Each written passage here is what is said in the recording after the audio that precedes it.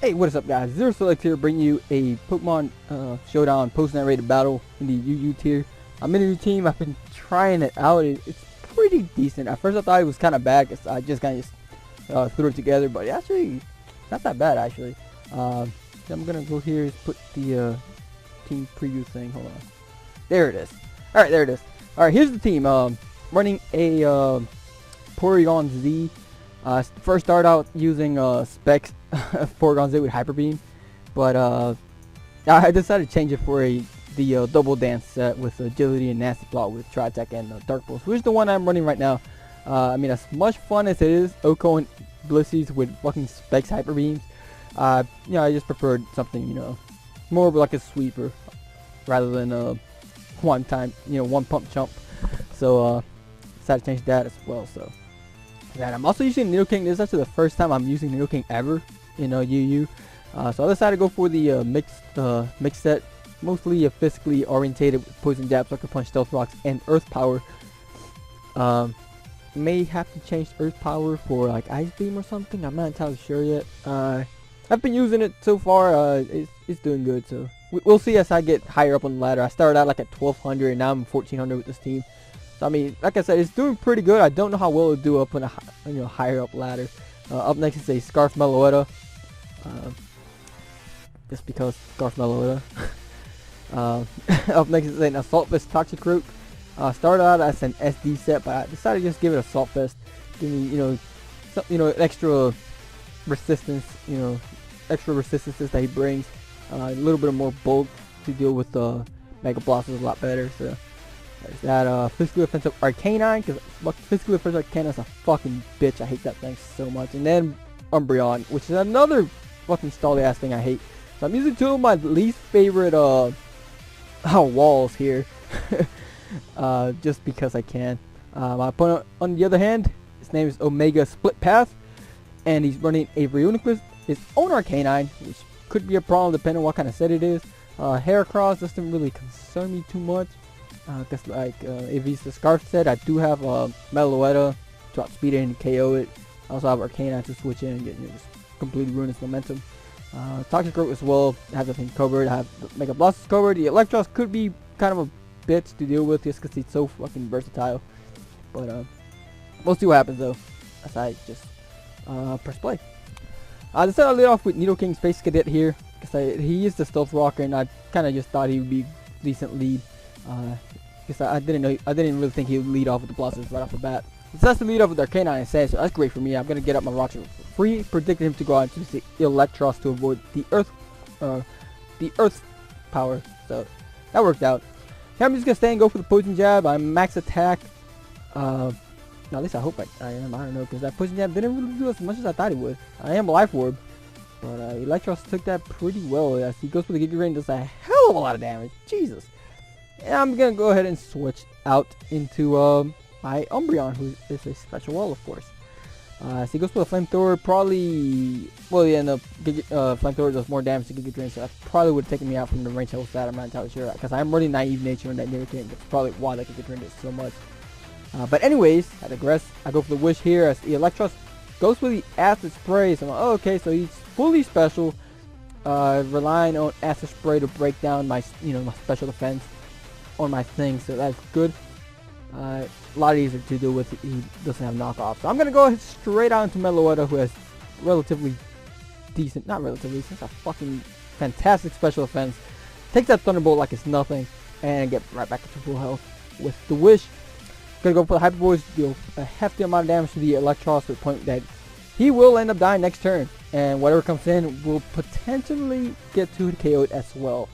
I mean, Meloetta doesn't need specs to really break down walls, as you can see here. I'm actually running Modest on this Meloetta. I'm going to have to change it to Timid, just so I can guaranteed outspeed Jolly Scarf Heracross, which is kind of scary. I did run into one once, and it kind of ruined me. But anyways, he's going to go into his Reuniclus after his Electros dies. I just decided to stay in, because Reuniclus, for the most part, really can't touch Meloetta. So I thought it would be a good idea. He goes for the Shadow Ball, completely forgetting Meloetta is also part normal.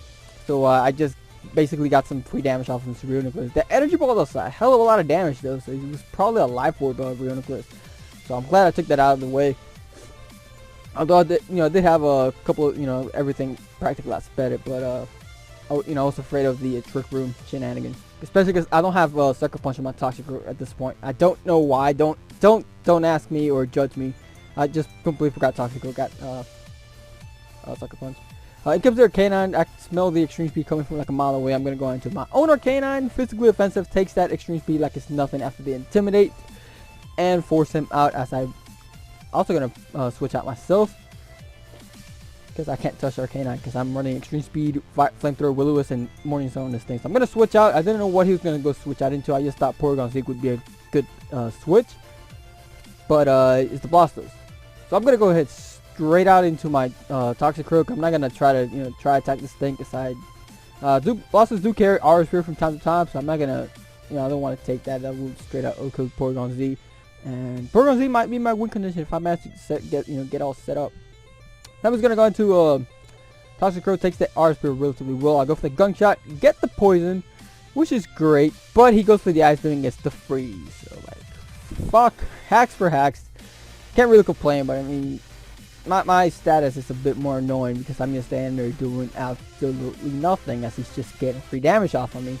Whereas this Blastos would just been dead here. So what I'm trying to say is that his hacks matter more than mine, because I would have 2-hit KO'd the Blastos regardless, and I would have been a much higher health here. I'm gonna go for the knockoff here just in case he wants to switch on to his Heracross or his Arcanine, so I could be able to deal with those later. But no, he just decided to sack his Blastos. I mean, it's a really low health and everything, so it didn't really make sense to keep it around. Because the Heracross, I'm just gonna stay in. I don't want to go on to my Arcanine directly just in case he does have the Earthquake, which he does reveal here. I'm just going to go into my Scarf Meloetta, outspeed the Heracross, and completely shut on his life with a Side Shock, and completely ruin his chances of sweeping my team. So that is great. He's going to go into his own Toxic Croak. I'm going to go ahead and switch out of here, because of course Sucker Punch is coming my way. I'm just going to go into my Arcanine, who is a really good stop to Toxic Croak to begin with. That's exactly what happened. Goes for the Sucker Punch. Hopefully he fails because I didn't attack, and Toxic Croak's not looking good because he is of course at -1 attack, and I'm guessing this thing was also Assault Vest because I didn't see any Black Sludge. I didn't even get to see Life Orb Recoil because he didn't attack, so I was just under the assumption he was also running Assault Vest Toxic Croak. He's gonna go ahead and switch out to his Arcanine. I of course predict his switch out into his Arcanine. Go out to Duck Dodgers yet again, because at the time, I was under the impression that it was a defensive Arcanine, but no, it's just offensive, max attack, max speed, outspeeds poor Duck Dodgers, and he just dies. So Duck Dodgers didn't really get to do anything this time around. Maybe next time, who knows? I mean, he's been doing work for me, so that's great. Then I go to Commander K-9 yet again, go for the extreme speed, take him out. I don't know if that crit matter. I mean, he was at -1 defense, but I would have been able to hit KO him, and he really wouldn't have been able to do much to me. So I don't know. And now the last thing my opponent has is of course the Toxic Croak. He's gonna go for the Drain Punch, just absolutely nothing. I'm just gonna go for the Flamethrower. It's a solid 2-hit KO thanks to Dry Skin, and I do get the burn. And this is when my opponent decides that enough is enough. He's just gonna end up forfeiting. The burn really didn't matter at all because he was gonna die to an extreme speed the following turn. So there it is. My opponent just forfeits. And that will be the end of the match. Pretty quick match here. I just want to show you guys the team that I've been working on. Like I said, I mean, it's doing pretty decent for me. I'm at 1400 right now. I want to see how high I can get before I do something serious with this team. I don't know. It's a fun team though. I really wasn't feeling too confident about it when I first started using it, but I mean, it's pretty fun. Using a couple of things I never used, like K-9, Umbreon, Physical Needle King. And Porygon Z, those things I've never actually used. Well, at least Nasty Plot Porygon Z. I've used Specs Porygon Z before. But that'll be that. Regardless, I hope you guys enjoyed today's narration. Thank you guys so much for watching and for your continued support. From the bottom of my heart, really, thank you. And I'll see you guys next time. Bye.